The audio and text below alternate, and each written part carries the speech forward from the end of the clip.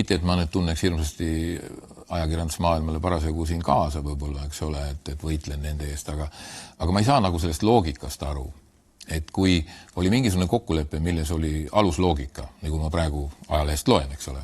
Mina ei olnud nende asjadega tollel ajal kursis. Ja siis me lähme ja muudame selle kõik ära. Ja me eelnevalt räägime, et meil on puudu miljard.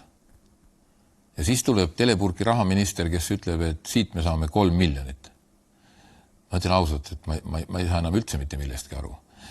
Ma ei oska vahet näha, kas puudu on miljard või 997 miljonit. Kui minul oleks miljard puudu ja mul oleks järgmisel päeval süda kerge, et nüüd on puudu ainult 997 miljonit, siis mu arvates mul on ikka miljard puudu.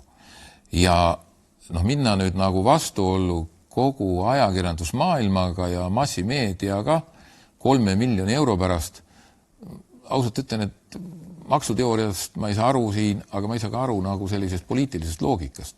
Et see ei anna ju mitte midagi. Ei riigikassale, ei riigile, ei valitsusele, välja arvatud ühe suure tüli väga mõjuka seltskonnaga. Avaliku arvamuse kujundajatega.